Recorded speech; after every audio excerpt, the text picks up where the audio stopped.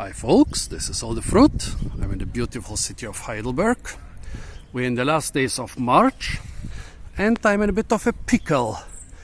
Those of you who watch my channel know that I really love foraging for fruit. And the last 2 years, basically the first years when I started my fruit channel, we got spoiled, especially in winter and spring. The winters were very mild, almost no frost.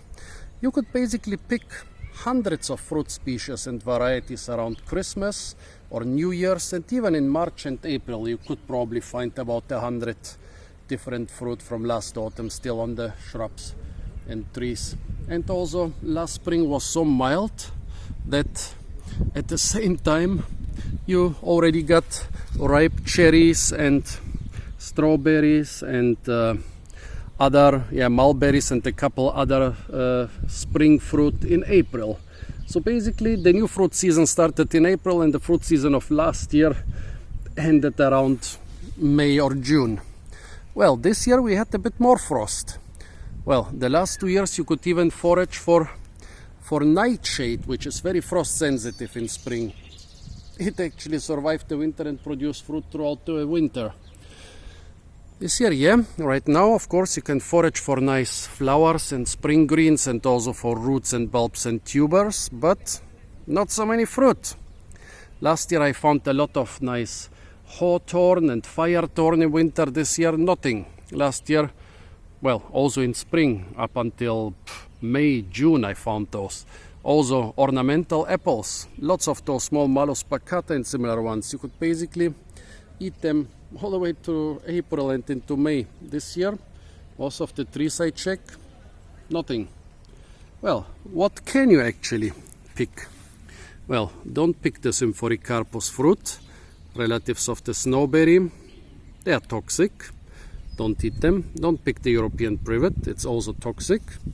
Also the Japanese akebi, don't pick it. Well, the Crategus cruscali fruit, they are edible, they have an apple flavor, but they are really not the best.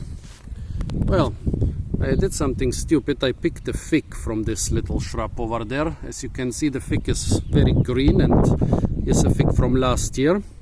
But it didn't freeze throughout the winter, which is a good sign. After really harsh winters, even the fig trees freeze, and this time even the fruit on the trees survived, which means that here the temperature was definitely not minus 12 degrees, but a lot more mild at the southern wall of the student canteen.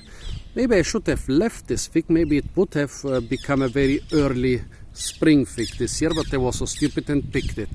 What you can do in winter and spring, check on the ground of fruit orchards in piles of leaves or even stomped into the ground, squeezed into the ground. Sometimes you can find apples. In this case, this is just a very puny and underdeveloped apple, but most of the good apples were sought out by animals between the leaves and in the ground and were eaten. So did I already mention that all the firethorn and hawthorn and ornamental apples I ate during the last 2 springs this year were pretty much frozen? So basically what I was left with are just 3 options. One specific ornamental apple, nobody knows what it is. Even the botanist who planted it just wrote ornamental apple hybrid. But underneath it there are hundreds of sour apples, which are definitely better than no apples. Then you can see that on the rose shrubs that most fruit got destroyed by the winter, but you can still find them quite reliably. Not in the same amounts as the last 2 years, but tasty rose hips. One of the most vitamin C rich fruit in the world. Much richer, for example, than the famous acerola fruit. And very surprisingly, kiwis. Don't ask me how they survived even after the mild winters. Most of them were already rotten and the rest were ripe, but here I have still hard and unripe kiwis. Not all are hard and unripe. This one got nibbled by some animal and it's also nice and ripe. Okay, the taste is not perfect anymore. tastes a lot of soil, but apart from it, it tastes of kiwi. And here, most of the fruit are actually hard, still unripe. At the end of March, in Germany, there are kiwis from last year, which fell to the ground. Here is the kiwi vine. I couldn't find a single fruit on the vine, but on the ground there were a lot, and there are other kiwi vines here on the university campus. So basically, I guess you can collect a lot of nice kiwi fruit here up until into April, which is really surprising. I will make another video if they're still good in April. Yeah, so folks, those are basically the three options I found here in the last couple days.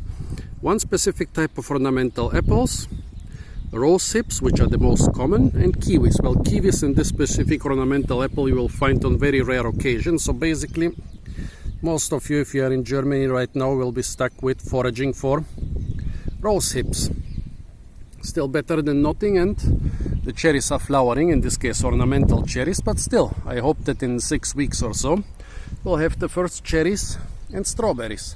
So folks, those were the fruit you can use if you want to do some serious fruit foraging in Germany in spring. Stay tuned for a lot more fruit videos from the beautiful city of Heidelberg, and don't forget to like, share, comment and subscribe.